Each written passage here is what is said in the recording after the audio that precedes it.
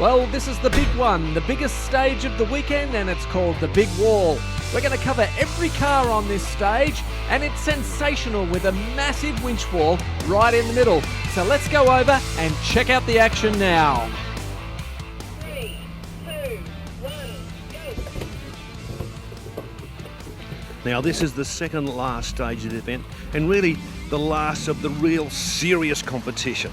Got a rough creek bed and a winch pull from hell. It certainly is. It is a massive winch wall, and some of the competitors, I reckon, are going to struggle to get up it, especially if they have any issues with the transmission. When the cars are up on such an angle, they do sometimes have trouble. And away they go. Have a look at this. Straight up. Is he going to make it? Because this is something else. Is he up and over? How about that? And that was a great winch, Ross, just putting that cable away.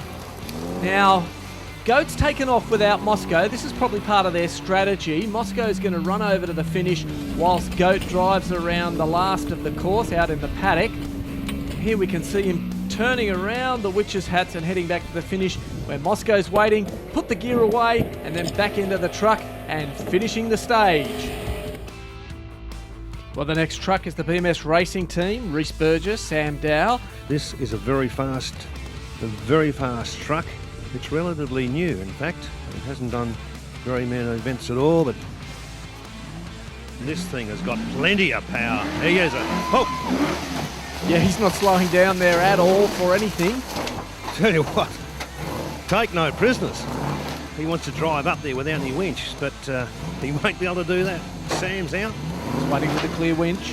Clear winching. The winch cable comes now. Let's see how he goes, and he'll be giving it the 1-2 very shortly. Not that quick here. No, he's taking it easy. Otherwise, he'll dig himself in. Up he goes. I think I can. Now, there's something here on the ground that I can see. Well done. Actually, I think it might be some automatic transmission fluid on the ground. Well, that really does tell a tale, doesn't it? Yeah, it does, Ross. I think there might be some of the reason why they weren't getting up that hill so quickly, but look, it seems to be going pretty well now, heading out into the paddock, going absolutely flat out down towards the cones at the end where they do a loop and finish the circuit. So let's head over to the start again. Now, this stage is about 800 metres in length. It starts off on a grass area and drops into a creek crossing. And here comes car number 6, Big Wheels Racing, with Paul and Jeff Whiting. Now, of course, an event like this couldn't be put on without the assistance of people like Blackwoods, Tindercar, and of course, Redback 4x4. And we mustn't forget ROPS, the major sponsor of this, providing rollover protection. Now, just gone past, and they are about to tackle the big winch climb. How about that? Sets the car up. He's trying to get up there without the winch, and what a great job. He's got halfway up already. Grab the winch cable and scramble back up that hill. This is Big Wheels Racing, truck number 6. There it goes. The sign is, the instructions are, she's right to go, and she's going to the left this time, but up it goes. And it does it easily. Yes, it's straight to the top, and a great reaction there from the crowd. Good to see they're getting behind these guys in the Big Wheels team. Now, these are the TNT guys. Speaking to these guys before they started this stage, they're going to try this strategy of going into the creek backwards so that they can drive straight ahead into the next part. An explosive team, TNT Racing. Oh, yeah. He's giving it the business. Sets it up. Troy Carriage behind the steering wheel. So they're starting to climb this now, getting about halfway up. They're starting to struggle here a little bit.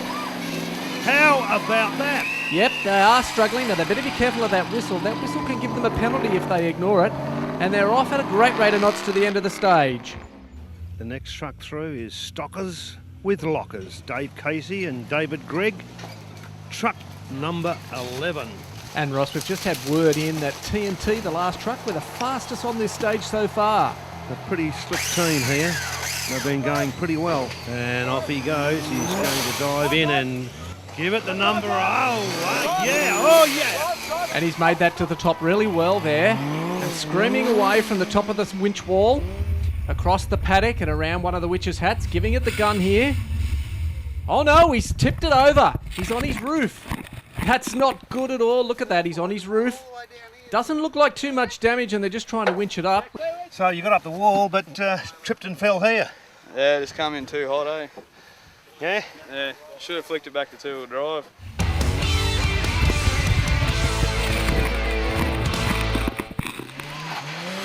And he's given to her.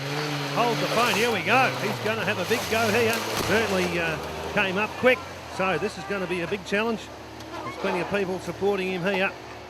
They have been going pretty well through this competition. Jesse's out with the rope. And the winch is all hooked up and off they go. This is going to be a steady climb. This is wild racing, and what a test that is. Fantastic.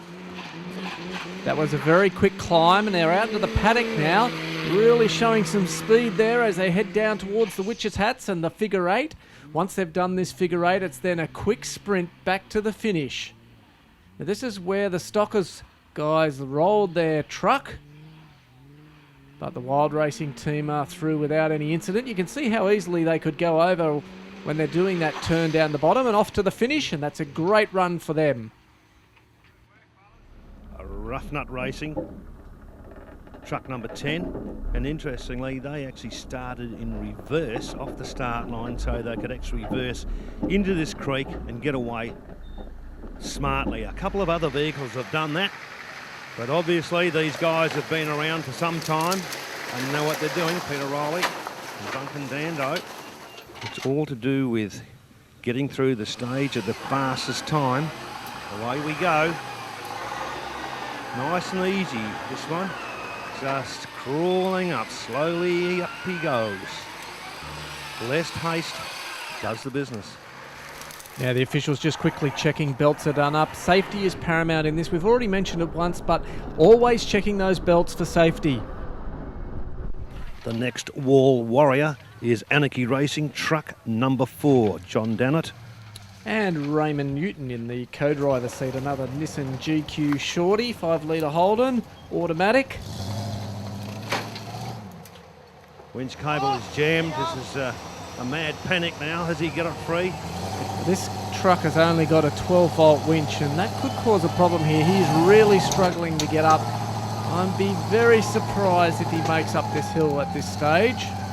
Rocking out to a winch comp with a 12-volt winch. You can't expect much more. Next time, we'll get it sorted out. Well, that's a shame. Anarchy are out of this stage. And we're getting towards the end of the field to tackle the winch challenge, and this is truck number 3, Brokeback Racing. You really have to be an all-rounder to be a co-driver here. Mountain climber, winch operator. Let's see how he goes. He's going up, he is, yeah, I think he's going to do it, up. Once you get those front wheels over, he is going to be A-OK. Plenty of wheel spin from the rear wheels, looking for traction, and he's got it, and he's up. A good run through there. Those big 35-inch centipedes really helping get up there. Now, this car was once an actual wagon, and it's been cut down as it blasts across the paddock and heads back to the finish for a good run. The next challenger for the wall is truck 15, Red Bear Racing. And this is Steve Blomfield and Shane Nielsen, and these guys are in their Land Cruiser 73 series. Taking it a bit easier down the creek bed. As they head up to the big wall, Ross, and let's see how quickly they can get up as the co-driver gets set up. And away he goes. It's a bit of grunt there to actually go into the creek, and he's going to be struggling. No, he's up. And giving that winch a good workout. It's amazing how good these winch ropes are and these winches. Yeah, they're certainly great winches, Ross. It's always good to have a good winch on your truck for this competition. 3, 2, 1, go! Now, it's interesting to watch the different strategies used by the co-drivers. Some have got in and some have got out on this stage. In fact, some of the trucks have started in reverse.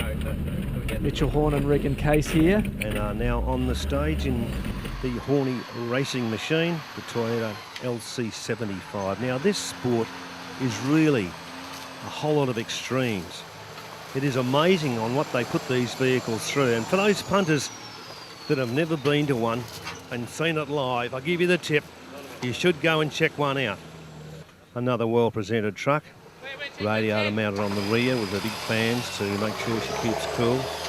Up he goes. This is going to be an easy one. A piece of cake for Horny Racing. And I love to see those big trapdoors working. 37-inch trapdoors on this particular truck.